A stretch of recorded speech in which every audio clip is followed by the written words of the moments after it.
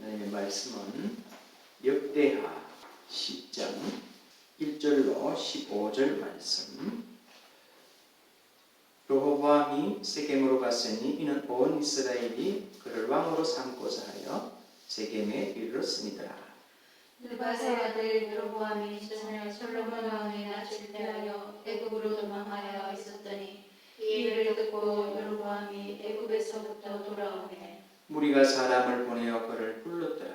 여로보암과 온 이스라엘이 와서 르호보암에게 말하여 이르되 왕의 아버지께서 우리의 멍에를 무겁게 하셨으나 왕은 이제 왕의 아버지께서 우리에게 시킨 고역과 매우 무거운 멍에를 가볍게 하소서.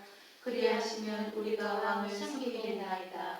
르호보암이 그들에게 대답하되 3일 후에 다시 내게로 오라 하며 백성이 가니라. 르호보암 왕이 그의 아버지 솔로몬의 성전에 그 앞에 모셨던 관료들과 의논하여 이르되 너희는 이 백성에게 어떻게 대답하도록 권고하겠느냐 하니 그들이 대답하여 이르되 왕이 만일 이 백성을 후대하여 기쁘게 하고 선한 말을 하시면 그들이 영원히 왕의 종이 되리이다 하나 왕의 관료들이 가르치는 것을 버리고 그 앞에 모시고 있는 자기와 함께 자라나는 젊은 신하들과 의논하여 이르되 너희는 이 백성에게 어떻게 대답하도록 권고하겠느냐. 백성이 내게 말하기를 왕의 아버지께서 우리에게 메운 멍에를 가볍게 하라 하였느니라 하니 함께 자라난 젊은 신하들이 왕께 말하여 이르되 이 백성들이 왕께 아뢰기를 왕의 아버지께서 우리의 멍에를 무겁게 하셨으나 왕은 우리를 위하여 가볍게 하라 하셨은즉 왕은 대답하시기를 내 새끼손가락이 내 아버지의 팔보다 굵으니 네 아버지가 너희에게 무거운 멍에를 메게 하였으나 이제 나는 너희의 멍에를 더욱 무겁게 할지라.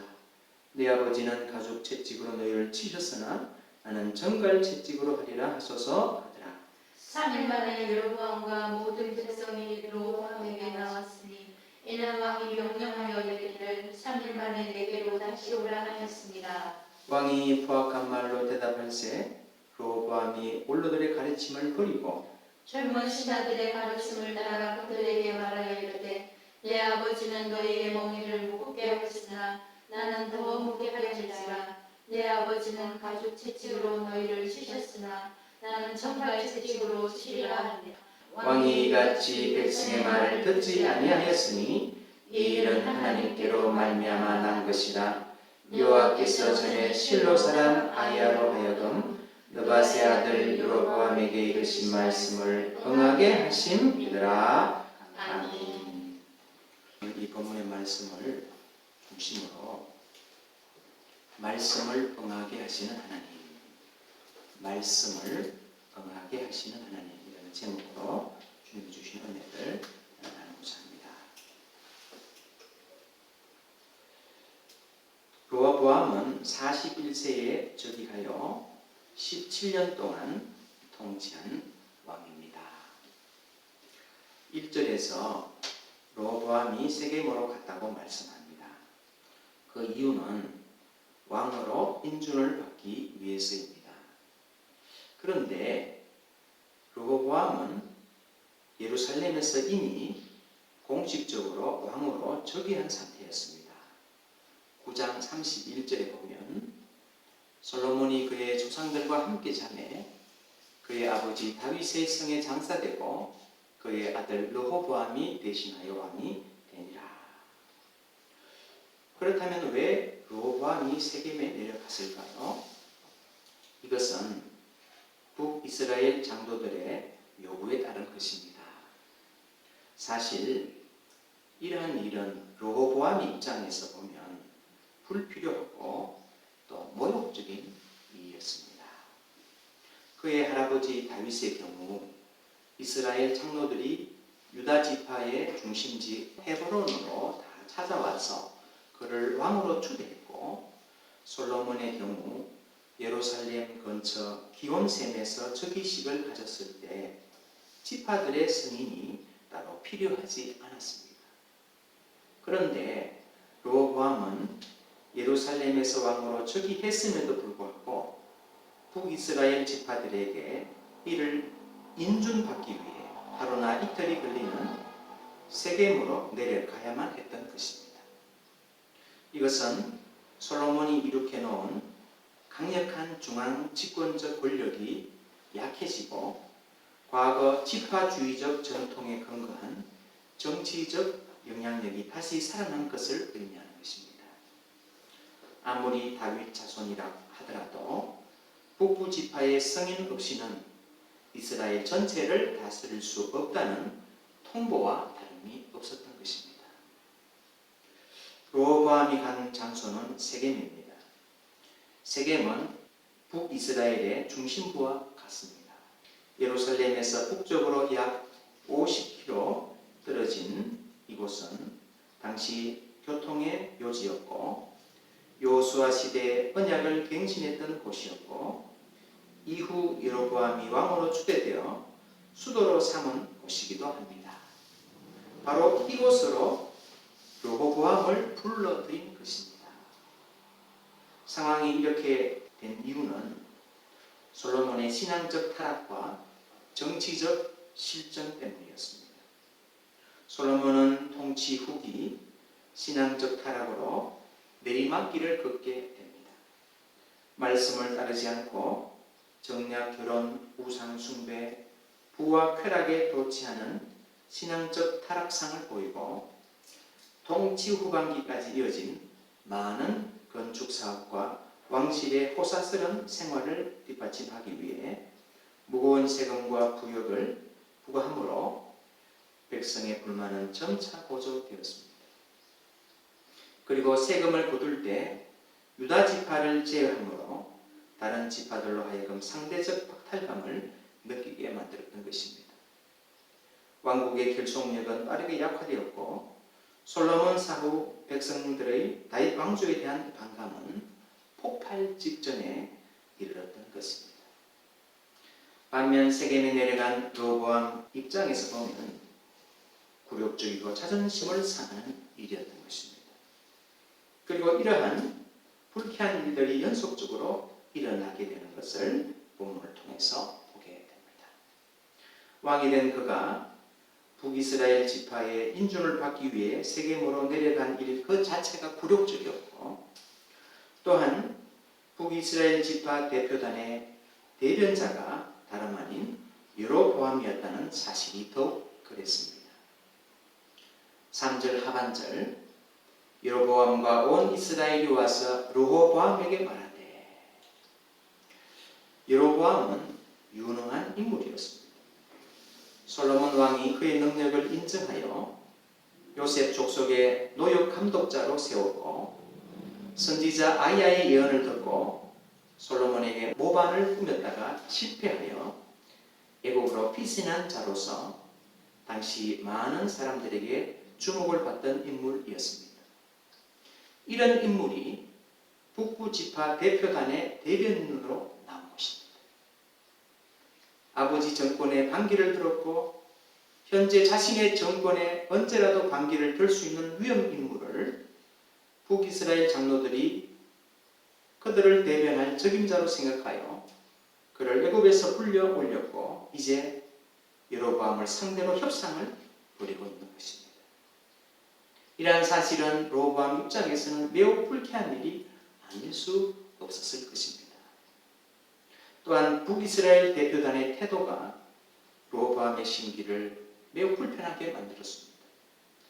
그들이 사용한 호칭을 보면 알 수 있습니다. 우리 4절 말씀 같이 한번 읽겠습니다.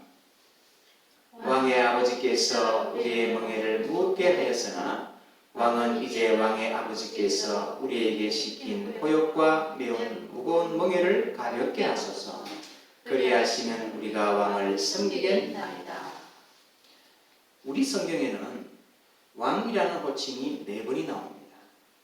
그런데 히브리 원문을 보면 왕이라는 말 대신에 당신이라는 표현이 나옵니다. 왕의 아버지를 당신의 아버지로, 왕을 당신으로 실제는 부르고 있는 것입니다. 이것은 그를 아직 왕으로 여기지 않는다는 사실을 암시하는 것입니다. 그리고 이들은 자신들의 요구사항을 르호보암에게 제시하면서 명령형을 사용합니다. 4절 중반절에 고역과 매운 무거운 멍에를 가볍게 하소서. 간청하는 것이 아니라 명령적으로 요구하고 있는 것입니다. 이것은 로보암의 자존심까지 깎아내리는 것이었을 것입니다. 그리고 말합니다. 그리하시면 우리가 섬기겠나이다. 이것은 왕의 권위가 자신들로부터 나온다는 생각을 반영한 것으로, 이러한 태도는 하나님의 백성이 아니라 세속 국가 백성의 행동 방식인 것입니다. 이런 거부하고 불쾌한 요구를 들은 로보암은 자신의 불쾌감을 즉각 표시하지 않고 그들에게 3일 만미를 달라고 말합니다. 5절 로보암이 그들에게 대답하되 3일 후에 다시 내게로 오라 하매 백성이 가니라. 이 문제를 상의하기 위해 로보암은 모사들을 예루살렘에서 데려오려면 적어도 3일이 필요했을 것입니다. 여기까지는 좋은 자들의 말을 듣고 결정하려는 긍정적인 모습을 보여줍니다. 먼저 그는 원로들의 의견을 듣습니다. 6절 로보암 왕이 그의 아버지 솔로몬의 생전에 그 앞에 모셨던 원로들과 언언하여 이르되 너희는 이 백성에게 어떻게 대답하도록 권고하겠느냐 하니, 이들은 솔로몬 생전에 왕을 모셨던 자들로서 국정 경험과 인생 경험이 있는 사람들이었습니다. 지금과 같은 국가적 중대사에 있어 적절한 방안을 제시할 가장 적합한 인물이라고 할 수 있습니다. 그들은 이렇게 권면합니다. 7절 말씀 우리 같이 한번 읽겠습니다. 그들이 대답하여 이르되 왕인 만일 이 백성을 후대하여 기쁘게 하고 선한 말을 하시면 그들이 영원히 왕의 종이 되리이다. 이들의 대답은 백성의 요구대로 세금과 부역을 낮춰주고 우호적인 태도로 대하라는 뜻입니다. 이것은 이스라엘과 같은 신정 국가에서 하나님이 기대하시는 군주의 모습을 반영하고 있습니다. 이것이 바로 그의 할아버지 다윗의 모습이기도 했습니다. 원로들의 이러한 권면은 또한 불가피한 현실적 선택이기도 합니다. 왜냐하면 만약 왕이 그들의 요구를 거절할 때 일어날 일들이 충분히 예상되기 때문입니다. 북이스라엘의 심장부 세겜으로 왕을 불러서 과거 아버지에게 모반을 꾸몄던 여로보암이 대표단의 대변자가 되어 협상하는 상황에서 이들의 요구를 거절할 경우 일어날 불상사를 원로들은 충분히 예상하고 있었던 것입니다. 그 결과는 무엇입니까? 반역과 전쟁, 그리고 왕실의 막대한 경제적 손실입니다. 원로들의 권면을 들은 로보암의 반응은 어땠을까요? 8절입니다. 왕은 원로들이 가르치는 것을 버리고, 왜 로보암은 이들의 권면을 물리쳤을까요? 이렇게 현명하고 그리고 앞일을 예측하고 있는 원로들의 이 지혜로운 권면을 물리친 이유가 무엇이었을까요? 로보암은 귀로는 충고를 듣고 있었지만 마음으로는 귀를 닫고 있었기 때문입니다. 원로들의 권면은 왕이 듣고자 한 내용이 아니었습니다. 로보암이 듣기를 기대했던 말은 북부 지파들을 어떻게 굴복시킬 것인가에 대한 것이었습니다. 사실 로보암은 인격적 신앙적인 면에서 왕으로서 준비가 안 된 인물임을 우리는 오늘 본문을 통해서 알 수가 있습니다. 이런 아들을 후계자로 정해놓은 솔로몬의 영적 상태가 얼마나 심각했는지를 또한 짐작할 수 있습니다. 로보암은 왕실에서 종기 역임을 받고 유복한 환경에서 자란 사람입니다. 솔로몬이 각종 사업을 벌이면서 분주하게 지내는 가운데 로보암에게 충분한 왕으로서의 소양 교육을 시키지 못했을 것입니다. 로보암은 세속 군주들이 가진 특권 의식에 사로잡혀 권력을 마음대로 휘두르기를 원했을 것입니다. 또한 그는 신앙적으로 전혀 준비되지 못한 인물이었습니다. 그의 어머니와 아내 모두 우상 숭배자들이었고, 또한 아버지 솔로몬이 본을 보여주지 못하고 오히려 우상 숭배를 하는 모습을 보여주었던 것입니다. 그의 어머니 나아만은 우상을 섬기는 암몬 여인이었고 그의 아내 마아가는 혐오스러운 아세라상을 만든 여인이기도 합니다. 왕상 15장 13절에 보면 훗날 유다 3대 왕 아사에 의해 우상을 만들었다는 이유로 마아가는 폐위를 당하게 됩니다. 이런 로밤에게 하나님의 대리 통치자라는 개념이 없었을 것이고 오히려 우상 숭배하는 일이 자연스러운 일이었고 그는 내심 세속 군주들이 가진 절대 권력을 동경하고 있었을 것입니다. 이제 원로들의 권면을 물리친 로보암은 그의 기대를 충족시킬 인물들을 향해서 그들의 권면을 구합니다. 8절 하반절 왕은 원로들이 가르치는 것을 버리고 그 앞에 모시고 있는 자기와 함께 자라난 젊은 신하들과 의논하여. 왕이 두 번째로 의논한 사람들은 자기와 함께 자라난 사람들입니다. 이들은 왕자 시절부터 그와 함께 자란 친구들로서 왕족 귀족의 자제로 존귀 여김을 받으며 유복한 환경에서 자라난 사람들입니다. 로보암과 비슷한 나이로 같은 성장 배경, 관점, 경향을 가진 사람들입니다. 이들은 원로들과 달리 신진 세력들로서 권력과 힘을 추종하던 자들이었습니다. 로보암은 원로들을 일선에서 물러나게 하고 이들로 자리를 채웠습니다. 이들을 신임하여 이들을 국정의 주요 자리를 차지하게 했던 것입니다.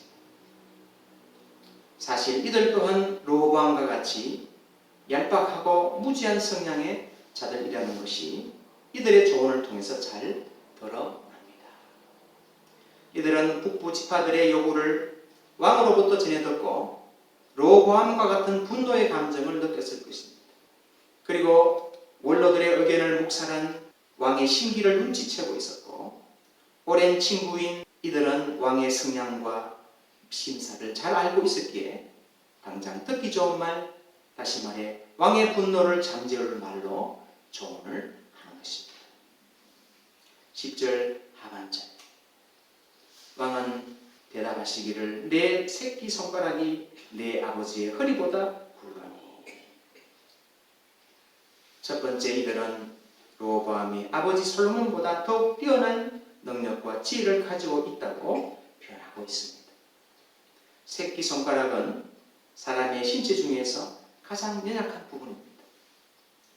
허리는 사람의 신체 중에서 가장 강력한 힘을 가진 곳입니다. 이것은 자신이 아버지 솔로몬보다 탁월한 능력과 지혜를 가지고 있다는 것을 의미하는 것입니다. 이것은 완전히 비현실적인 말로서 최고의 아첨인 것입니다. 로보암의 극한 감정을 달래기 위해 신하들이 매우 감정적인 표현을 사용하고 있는 것입니다. 둘째, 이들이 준 조언은 멍에가 무겁다고 불평하는 사람들에게 또 다른 멍에를 추구하라고 말하는 것입니다.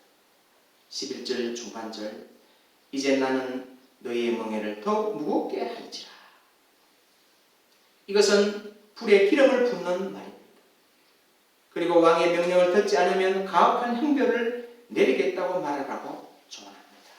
11절 하반절 내 아버지는 가죽 채찍으로 너희를 치셨으나 나는 정갈 채찍으로 하리라 하소서.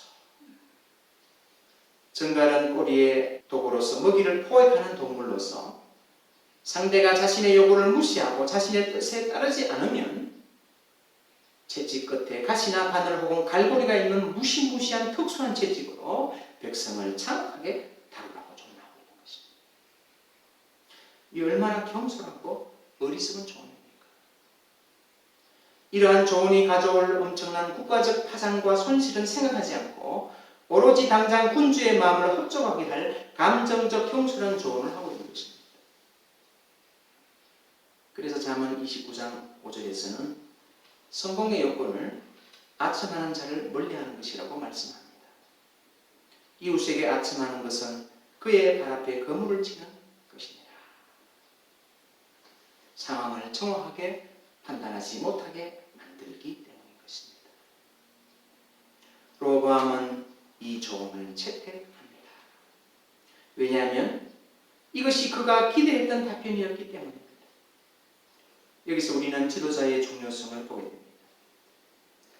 아무리 주변에 신앙적, 인격적으로 훌륭한 좋은 자들이 있어도 지도자의 내면이 신앙적, 인격적으로 준비되어 있지 않을 때 결국 그가 듣고자 하는 것, 그가 전한 결론을 말하는 자의 말을 듣는다는 것입니다.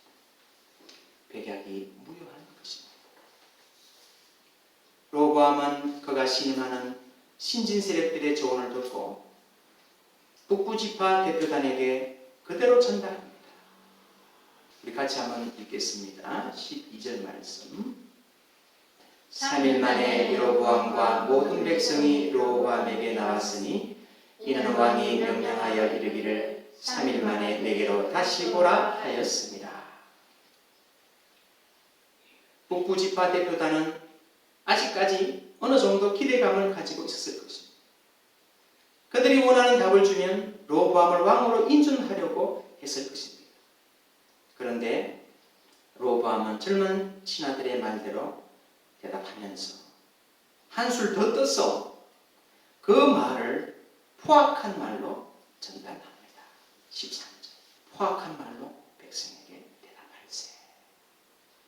지금 로보암은 북부 지파들에게 당한 모욕, 굴욕감을 대갚아 주기 위해 왕으로서의 권위를 앞세우며 거칠게 말하고 있는 것입니다. 정말 자신이 아버지 솔로몬보다 더 힘이 있고 지혜로운 사람이라고 착각하고 있는 것입니다. 여기에서 나오는 자신감으로 당당히 말하는 정도가 아니라 포악하게 대답하는 것입니다. 그 결과는 무엇입니까? 16절의 안타까운 결과가 나타나는 것입니다. 온 이스라엘은 왕이 자기들의 말을 듣지 아니함을 보고 왕에게 대답하여 이르되 우리가 다리가 무슨 관계가 있느냐? 이새의 아들들에게서 받을 유산이 없도다. 이스라엘아, 각각 너희의 장막으로 돌아가라. 다윗이여, 이제 너는 내 집이나 돌보라 하고 온 이스라엘이 그들의 장막으로 돌아가니라. 이것은 무엇을 의미합니까? 이제 로보암은 더 이상 자신들의 왕이 될 수 없다는 것입니다. 그래서 그들은 왕 노릇을 하려면 오로지 유다 지파에서나 하라고 말하고 있는 것입니다. 이 말을 들은 로보암은 자신이 했던 말대로 정갈 채찍으로 그들을 징계하기 위해 강제 부역을 책임지고 있는 신하 하도람을 그들에게 보냅니다. 그런데 이 위협이 전혀 먹혀들지 않습니다. 오히려 반란을 억제하고 질서를 회복하기 위해 갔던 하도람이 돌에 맞아 죽고 맙니다. 18절 말씀을 같이 한번 읽겠습니다. 로보암 왕이 역군의 감독 하다람을 보냈더니 이스라엘 자손이 저를 돌로 쳐 죽인지라. 로보암 왕이 급히 수레에 올라 예루살렘으로 도망하였더라. 이제 돌아올 수 없는 강을 서로 건너고 말았습니다. 이제야 사태의 심각성을 깨달은 로보암은 수레를 타고 급히 예루살렘으로 도망칩니다. 로보암 왕이 급히 수레에 올라 예루살렘으로 도망하였더라. 세겜에서 벌어진 이 모든 일의 결론을 성경은 이렇게 내리고 있습니다. 우리 15절 말씀 같이 읽어보겠습니다. 시작. 왕이 이같이 백성의 말을 듣지 아니하였으니 이 일은 하나님께로 말미암아 난 것이라. 여호와께서 전에 실로 사람 아히야로 하여금 느밧의 아들 여로보암에게 이르신 말씀을 응하게 하심이더라. 우리는 오늘 본문을 통해 몇 가지 교훈을 받게 됩니다. 첫째,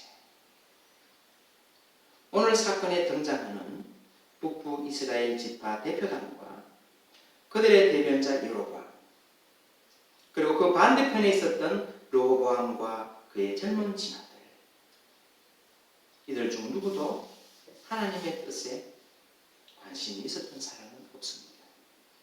오로지 자신들의 이해관계와 그리고 왕실의 자존심과 지파의 자존심만을 생각했습니다. 그런데 이 일의 결과는 어떻게 되었습니까? 하나님의 말씀이 응하였다고 말씀하고 있습니다. 이 사건이 하나님의 주권적 섭리로 말미암았다는 것입니다. 사람들은 하나님의 뜻을 생각하지 않고 각자 자신의 이해를 따라서만 행동하게 됩니다. 그런데 오늘 본문은 하나님의 뜻이 이루어졌다고 말씀하시는 것입니다. 이 세상은 수십 개의 톱니바퀴가 얽혀 돌아가는 것과 같다고 할 수가 있습니다.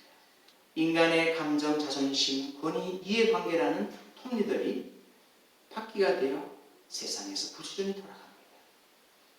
인간의 눈에는 각자 자신의 목적과 의도에 의해 진행되는 것처럼 보이는 일들이 실상 지나고 보면 모두 하나님의 말씀을 성취하기 위한 과정이라는 것을 알게 된다는 것입니다.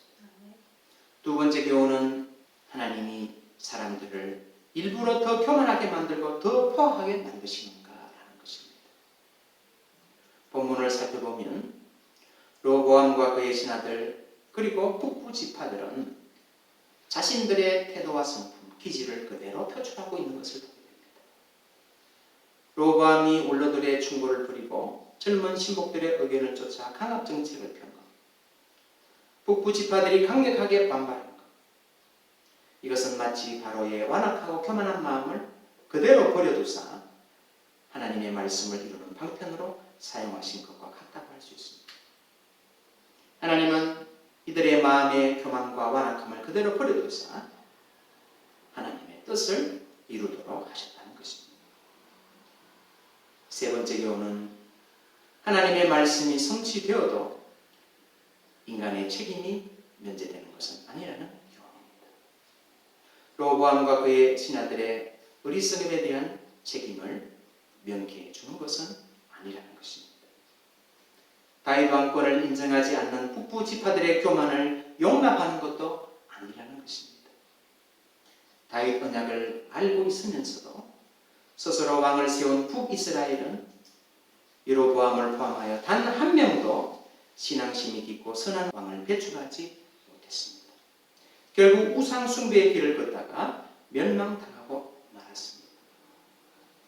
비록 이 사건의 발단이 솔로몬의 범죄에서 비롯되었지만 다윗 언약을 주신 하나님의 권위를 인정하지 않는 말과 행동, 이것은 신정국가 이스라엘에서 권력은 하나님으로부터가 아니라 자신들로부터 나온다는 교만한 마음의 반영이요 하나님을 인정하지 않는 처사였던 것입니다.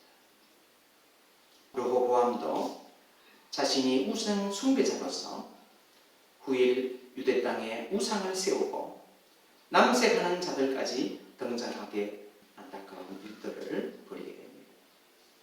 이러한 가증한 일을 행하자 애국왕 시삭이 침공하여 예루살렘 성전의 보물과 왕궁의 보물을 모두 빼앗아가고 그의 아버지 솔로몬이 만든 금방패까지 모두 빼앗기고 말게 됩니다. 네 번째 교훈은 하나님의 말씀은 결국 성취된다는 것입니다. 15절 중반절 여호와께서 전에 실로 사람 아히야로 하여금 느밧의 아들 여로보암에게 이르신 말씀을 응하게 하신 아히야를 통해 주신 말씀은 솔로몬 생전에 여로보암에게 주신 말씀이었습니다. 여로보암은 이 말씀을 듣고 성급하게 반역을 꾀해서나 이 일이 실패하여 애국으로 피신하게 됩니다. 외견상 이 예언은 성취되지 않은 것처럼 볼 수 있었지만 결국 세월이 흘러 솔로몬이 죽고 난 이후 모든 일련의 사건들을 통하여 하나님의 말씀이 성취됩니다. 인간의 눈에는 세상 사건들이 하나님의 뜻과 무관하게 진행되는 것처럼 보이지만 실상은 모두 하나님의 말씀을 성취하기 위한 과정이라는 것입니다. 여기에 하나님의 섭리의 신비가 있습니다. 인간 역사의 수레바퀴는 인간적 요소들이 서로 얽힌 가운데 돌아가지만 결국 지나고 보면 하나님의 광대한 섭리의 틀 안에서 굴러가는 것임을 발견하게 된다는 것입니다. 이것은 하나님의 말씀이 단지 기록된 문자가 아니라 살아서 역사하는 능력이 있음을 보여주는 것입니다. 그래서 히브리서 기자는 히브리서 4장 12절에서 이렇게 말씀합니다. 하나님의 말씀은 살아있고 활력이 있어 좌우의 날선 어떤 검보다도 예리하여 홍과 영과 및 관절과 골수를 찔러 쪼개기까지 하며 또 마음의 생각과 뜻을 판단하니. 하나님의 말씀은 살아 역사는 힘이 있습니다. 그러므로 예수님은 이렇게 말씀하셨습니다. 누가복음 21장 32절 33절 내가 진실로 너희에게 말하노니 이 세대가 지나가기 전에 모든 일이 다 이루어지리라. 천지는 없어지겠으나 내 말은 없어지지 아니하리라. 예레미야 선지자를 통해서 이렇게 말씀합니다. 예레미야 예가 2장 17절 여호와께서 이미 정하신 일을 행하시고 옛날에 명령하신 말씀을 다 이루셨으며 3장 37절 주의 명령이 아니면 누가 이것을 능히 말하여 이루게 할 수 있으랴. 마지막 교훈입니다.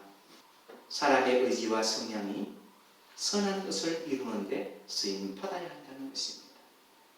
로보암과 그의 신하들 그들의 교만과 완악함 그리고 경솔함은 하나님의 말씀을 이루는 데 쓰임을 받았습니다.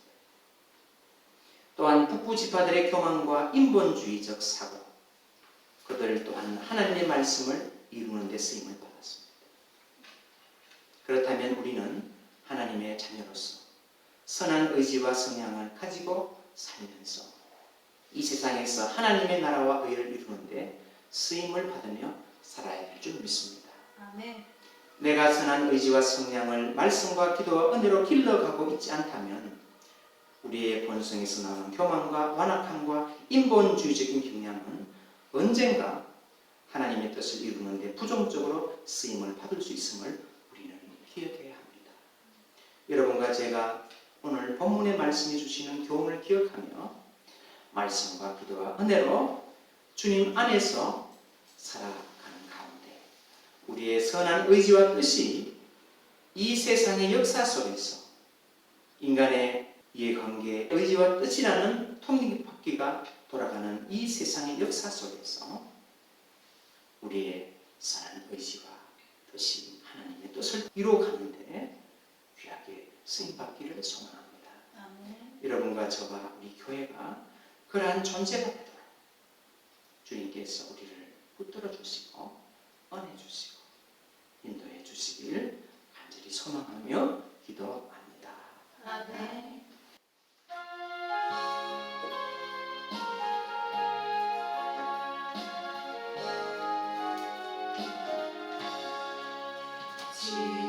지금까지 지내온 것 주의 크신 은혜라 한이 없는 주의 사랑 어찌 이루 말하냐 자나깨 나 주의 선이 항상 살펴주시고